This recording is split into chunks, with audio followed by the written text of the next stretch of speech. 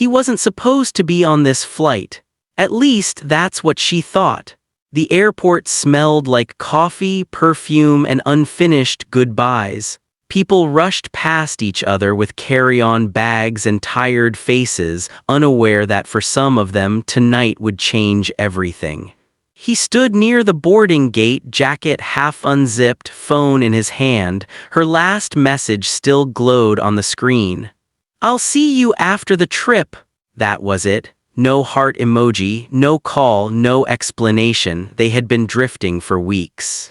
Late replies, missed calls, excuses that sounded reasonable until they didn't. Still, he trusted her. Or maybe he was just afraid of what he'd find if he didn't. The boarding announcement echoed. Passengers lined up. He took a deep breath and stepped forward. Inside the aircraft, soft lights reflected off polished surfaces. A calm voice welcomed everyone aboard, but his mind wasn't calm at all. He found his seat, slid his bag under the chair, and sat down. Row 22, window side. He checked the empty seats beside him. Good, he needed space. Time to think. Time to cool down. Minutes passed, then the cabin door opened again. Laughter floated in, female laughter. His chest tightened. He looked up, and there she was. Her hair fell over one shoulder the way he used to love. The same walk, the same quiet confidence. She looked relaxed, glowing, and she wasn't alone. A man walked beside her, tall, well-dressed, too close. They shared a look, a smile, something familiar, not friendly, intimate. His fingers curled slowly against the armrest. No, this isn't what it looks like. She stepped further into the cabin, still laughing, her hand brushing the man's arm as if it belonged there. He leaned down and whispered something in her ear. She smiled. That smile hit harder than anything else. Then she looked up, straight at him. Her expression froze, the color drained from her face. For a heartbeat, they just stared at each other. The noise of the plane faded into nothing. He didn't move, didn't blink, didn't look away. The man beside her noticed the sudden tension. "Everything okay?" he asked softly. She swallowed. "Yes, her voice failed. She glanced back at him one more time. There was panic in her eyes now, fear and something else, guilt. The flight attendant's voice broke the moment. "Please proceed to your seats." The man nodded casually and continued down the aisle. She followed, toward him, toward the truth she'd been hiding. And as she walked closer, he realized something terrifying. This flight was long. There was nowhere to run, and whatever they were about to face, it would happen at 30,000 feet. The aisle felt narrower as they walked toward him. Each step she took echoed in his chest like a warning he didn't want to hear. He noticed everything now, the way her smile was gone, the way her fingers clutched her handbag too tightly, the way she avoided his eyes but still felt pulled toward him. The man beside her looked relaxed, confident. The kind of man who didn't expect trouble. They stopped. Row 22, his row. The man checked his boarding pass first. 22 billion, he said easily, placing his bag in the overhead bin. Her turn. She looked down at the small white card in her hand like it might save her. 22A right next to him, her breath caught. She looked up, slowly meeting his eyes again. This time she didn't look away. For a moment the past stood between them. Late nights, shared secrets, soft voices in the dark, promises whispered too close to be casual. The flight attendant smiled politely. "Please take your seats." The man sat down. She hesitated. He could feel it, the pause, the doubt, the silent question in her head. Should I sit somewhere else? Should I pretend this never happened? But the plane door was already closing. The metallic sound echoed like a final decision. She sat. Right between them, the armrests felt like borders no one had agreed on but everyone respected. Her knees angled forward, his brushed hers just barely when he adjusted in his seat. She stiffened, he didn't move away. The engines hummed louder as the plane began to push back. Outside the window, lights slid past in long streaks. The man beside her leaned back and smiled. "Well," he said casually, "small world, huh?" She forced a laugh that didn't reach her eyes. "Yeah, very." He watched her throat move as she swallowed. The seat belt sign chimed on. Click, click, click. 3 seat belts locked, 1 mistake sealed. He leaned closer, not enough for the other man to hear, but close enough for her to feel his breath. "So," he murmured, voice low and steady, "how long were you planning to keep pretending I wasn't on this flight?" Her fingers tightened in her lap. "I didn't know," she whispered back. "I swear, that you'd see me," he asked. "Or that you'd bring him?" She closed her eyes for half a second. That was answer enough. The man beside her glanced between them, sensing something, but not enough to understand it. "You two know each other?" he asked, curious now. She opened her eyes and smiled carefully. "Old friends." "Old friends," he almost laughed. The plane began to roll faster. The engines roared. The pressure pushed them back into their seats. As the aircraft lifted off the ground, her hand slid instinctively toward the armrest. His hand was already there. Their fingers touched. She froze, didn't pull away, didn't grip tighter. Just stayed there, caught between what was safe and what felt familiar. And as the city lights disappeared beneath the clouds, he realized something dangerous. This wasn't just jealousy anymore. This was unfinished desire trapped in a metal tube with hours left to burn. The plane reached cruising altitude and the pressure in the cabin shifted, soft, almost intimate, like the pause before a confession. The seatbelt sign went off. But none of them moved. She was still sitting perfectly straight, hands folded in her lap, pretending the space around her wasn't charged. Pretending she couldn't feel him beside her, the familiar warmth, the presence that used to calm her and now unsettled her. The man on her other side stretched comfortably. "Finally," he said, "I hate that takeoff part." She nodded, distracted. "Yeah, me too." He noticed how her knee brushed his again, accidentally this time, and didn't pull away. "You always get nervous on flights," he whispered, just loud enough for her to hear. She stiffened. "You remember that?" she asked quietly. "How could I forget?" he replied. "You used to squeeze my hand during turbulence."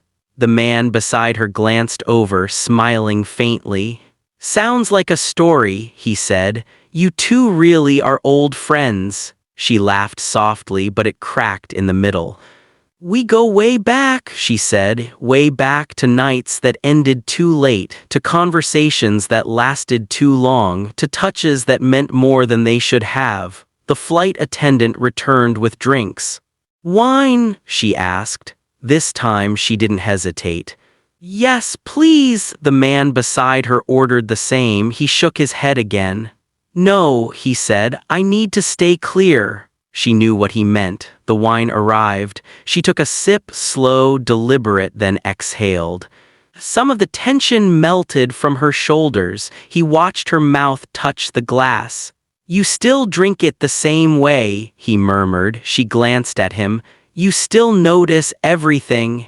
The man beside her leaned closer to her, lowering his voice. "So, are we still on for tonight?" he asked softly. "The hotel's close to the airport." Her fingers tightened around the stem of the glass. He heard every word, his jaw clenched, but his voice stayed calm when he spoke, dangerously calm. "Tonight?" he repeated quietly. "Interesting choice of plans." She turned to him, eyes wide. "Please," she whispered, "not here." "Then where?" he asked. "Because you didn't seem to mind bringing him here." The man beside her frowned now. "Is there a problem?" he asked, his tone changing. She shook her head quickly. "No, he's just emotional." He leaned in closer to her ear, ignoring the other man completely. "You promised me you were done with secrets," he said, "and yet here you are sitting between one." Her breath caught. "You don't understand," she whispered. "It's complicated." He smiled sadly. "It always is right before someone gets hurt." Outside the window, clouds drifted past like silent witnesses. Inside, her heart raced. Because for the first time since the flight began, she realized something terrifying. She didn't know which man she wanted to turn toward and which one she was about to lose. The first jolt hit without warning. The plane shuddered lightly, then again, stronger this time. A ripple of nervous murmurs moved through the cabin as the seatbelt sign chimed back on. She gasped softly. Instinctively, her body leaned not toward the man who held her plans, but toward the man who held her past. Her hand reached out and found his. For half a second, neither of them realized what had happened. Then they did. Her fingers were wrapped around his, tight, familiar, like muscle memory had taken over. The kind of grip you don't think about, the kind you trust. He didn't pull away, didn't squeeze either, he just let it happen. The man on her other side noticed. His eyes dropped to their joined hands. Something dark flickered across his face. "You okay?" he asked her, trying to keep his tone light. She looked down, then quickly pulled her hand back as if burned.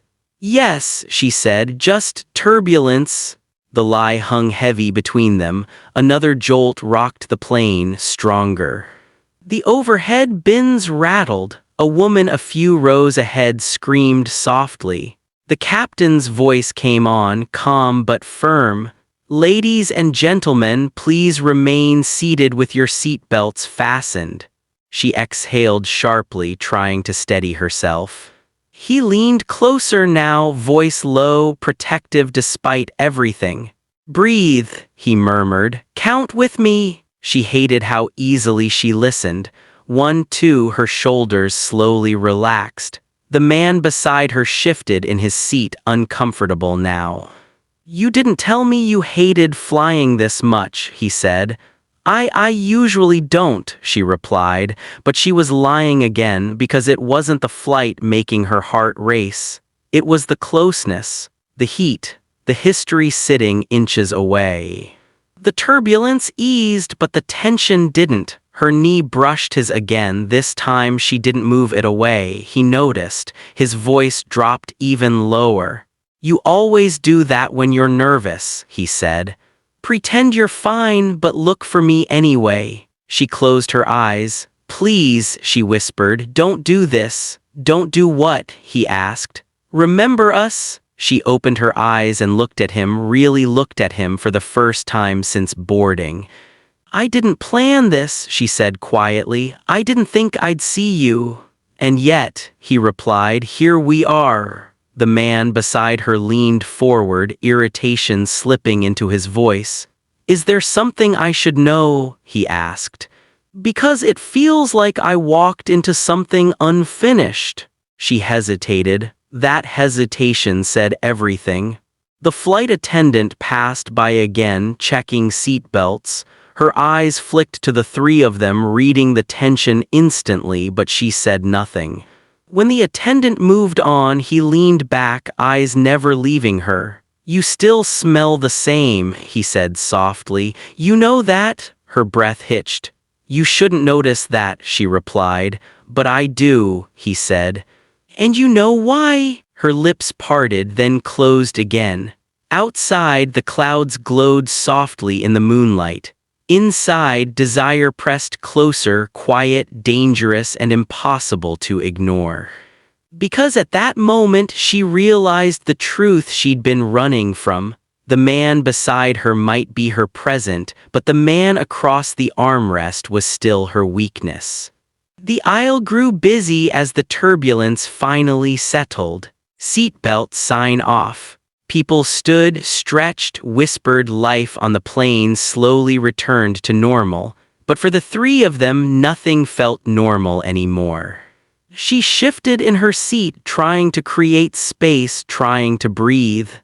"I need some air," she said quietly, more to herself than anyone. She stood. Both men watched her step into the aisle. The man beside her spoke first. "I'll come with you," he said, already unbuckling. She shook her head too quickly. "No, I'll be fine." She didn't look at him. Instead, she looked at him just for a second, and that second was enough. She walked toward the back of the plane. The moment she disappeared behind the curtain, the silence snapped. The man beside him leaned back, jaw tight. "So," he said, voice low, controlled, "how do you know her?" He didn't answer right away. "Then, she used to be mine." The words landed heavy. The man laughed once, sharp and humorless. "Used to be," he repeated. "Interesting choice of words." "That depends," he replied calmly, "on how honest she's been with you." The other man didn't smile anymore. Minutes passed. Passengers formed a small line near the lavatories. Whispers began, curious glances, raised eyebrows. A woman leaned toward her friend. "Did you see her?" she murmured. "She rushed back there like she was meeting someone." Another voice joined in. "Yeah, I saw the guy she came with, looks tense." Rumors travel fast at 30,000 feet. He stood, slowly, calmly, and followed. She was standing near the lavatory door when he reached her, arms crossed, breathing shallow, eyes closed like she was bracing herself. She opened them when she felt him near. "You shouldn't be here," she whispered. "You shouldn't be hiding," he replied. The lavatory door opened. Someone stepped out, glanced at them, and walked away interested. The space felt smaller now, warmer. "People are watching," she said. "Let them," he replied softly. "They already think something's happening." Her lips pressed together. "Isn't it?" he asked. She looked away. "That's what scares me." A flight attendant cleared her throat nearby, pretending not to stare. "Sir, please return to your seat," she said gently. He nodded, but didn't move. He leaned in just enough for only her to hear. "You still want me," he whispered. "And that's the most dangerous part." Her breath shook. "You don't know that?" He smiled faintly. "I do, because your hands stop shaking when I'm close." Her eyes met his, wide, honest, conflicted. Behind them, footsteps approached. The other man. She straightened instantly, stepping back. The moment shattered, but the damage was done. As he walked back to his seat, he felt it, the looks, the whispers, the quiet judgment. And he knew what started as jealousy had turned into scandal. And scandals on planes never land quietly. He had barely settled back into his seat when he felt it. The shift. The man beside her wasn't pretending anymore. His jaw was tight, his knee bouncing slightly, eyes fixed forward but burning with questions he could no longer swallow. She sat back down between them carefully, too carefully. "Where did you go?" the man asked her, keeping his voice low but sharp. "Bathroom," she replied. A pause. "That long?" She didn't answer. That was all it took. He turned slightly, just enough to face the other man now. "Look," he said, forcing a smile that didn't reach his eyes. "I don't know what history you two have, but whatever it is, it's done." He met his gaze calmly. "You don't get to decide that." The air between them hardened. Passengers nearby felt it, heads tilted, conversations died down. Drama has a way of announcing itself. The man leaned closer to her, placing his hand on her thigh. Not gentle, not violent, possessive. She froze. He noticed immediately. "Don't," he said quietly. "Don't what?" the man snapped. "Touch my girlfriend." Girlfriend, the word hit like turbulence. "She doesn't look like she wants that," he replied evenly. Her breath caught. "Stop," she whispered, "both of you," but jealousy doesn't listen. "You think you still have a claim," the man scoffed. "You think a few looks mean something?" He leaned in, voice low and dangerous. "I think you're trying too hard because you know exactly what those looks mean." The man stood, so did he. The aisle felt suddenly very narrow. "Gentlemen," a flight attendant said quickly, stepping closer, "please return to your seats." Neither moved. She stood too now, panic flashing across her face. "Please," she said, "this isn't helping." The man turned to her. "Tell him," he demanded. "Tell him he means nothing." Silence, long, heavy, cruel. She couldn't do it. That was the moment everything changed. The man laughed softly, bitterly. "Wow," he said. "That's your answer?" He sat back down, running a hand through his hair, but his eyes stayed on her, and they were cold now. He looked at her differently, like someone who had just realized they were sharing a seat with a stranger. The flight attendant leaned closer, firm now. "Sir, this is your final warning." He sat too. The plane continued forward, smooth, steady, like nothing had happened. But inside that row, something had broken: trust, control, illusion. And she knew it, because as she sat there, trapped between two men who wanted her for very different reasons, one truth became painfully clear. Soon, she would have to choose. And no matter what she decided, someone was going to walk off this plane alone. The cabin lights dimmed as the flight entered its long, quiet stretch. Most passengers settled in, movies on, eyes closed, blankets pulled tight. The plane hummed steadily, like it was trying to lull everyone into sleep, everyone except her. She sat rigid, hands clenched in her lap, staring at the seatback screen without seeing it. The silence between the three of them felt heavier than any argument. He could feel it building in her. The moment before a confession always had a certain weight. He remembered that weight. She used to carry it the same way. "Can we talk?" she whispered. Neither man answered. She turned toward him first, not the one who demanded answers, but the one who already knew too much. "I didn't plan this," she said softly. "I didn't plan any of it."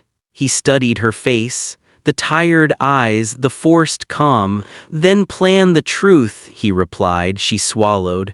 "I met him after we started falling apart," she said. "When you stopped calling, when everything felt uncertain." The man beside her stiffened. "You told me you were single," he said quietly. She flinched. "I told you I was alone," she replied. "That wasn't a lie." Silence again. Her voice trembled now. "I didn't cheat," she said. "Not the way you're thinking." He raised an eyebrow slightly. "Then help me understand." She took a breath, slow, shaking. "I was scared," she admitted. "Scared you were already leaving. Scared that if I waited, I'd be the only one left hurting."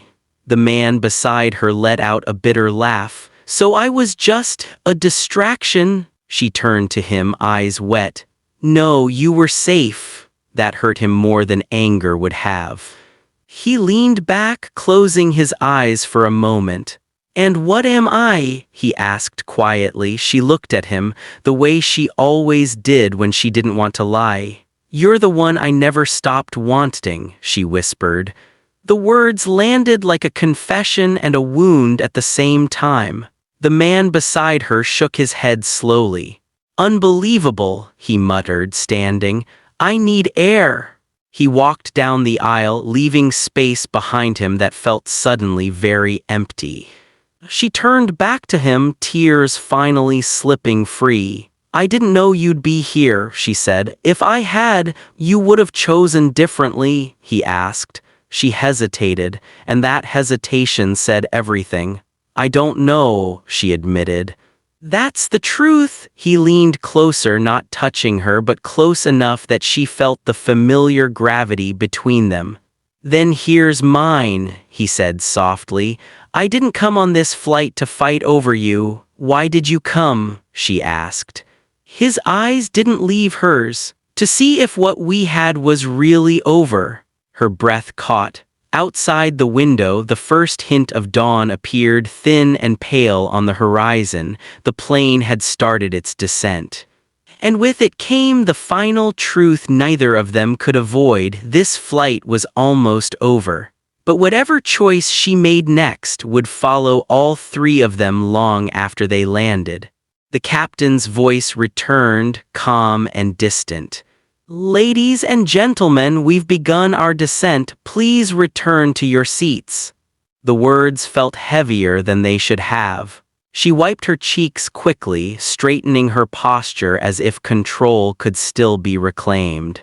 The cabin lights brightened a little, enough to expose tired faces, unfinished thoughts, and the truth no one could hide anymore. The other man returned to the row, slower now, quieter. He sat down without looking at either of them. For the first time since boarding, there was no tension, only clarity. She broke the silence. "I won't lie anymore," she said, voice steady despite the storm inside. "Not to either of you." She turned to the man who had shared her present. "You deserve honesty. I used you to feel safe when I was afraid to feel deeply." He nodded once, jaw tight. "Thank you," he said, "for finally saying it." He stood, retrieved his bag, and waited in the aisle until a flight attendant guided him to an empty seat further back. No shouting, no drama, just a clean break. When he was gone, the space beside her felt lighter and terrifying. She turned to him, the man who knew her fears, the man who knew her warmth, the man she never truly left. "I don't know if I'm ready," she said quietly, "but I know I don't want to run anymore." He didn't reach for her, didn't promise anything. "I'm not asking for forever," he replied. "Just the truth when we step off this plane." The wheels touched the runway with a long, steady thud. Applause scattered through the cabin. She smiled faintly. "Then here's the truth," she said. "If we walk out together, it's because I choose you. Not because it's familiar, but because it's real." He held her gaze. "That's all I ever wanted." As the plane slowed, passengers stood, stretched, reclaimed their lives, the aisle filled with movement again. When it was their turn, they stood side by side, not touching, not rushing, just walking forward together, past the row where it all began, toward whatever waited beyond the gate. And as they stepped into the terminal, surrounded by noise and light and possibility, she realized something quietly powerful. Sometimes love doesn't crash, it lands, not perfectly, not easily, but honestly.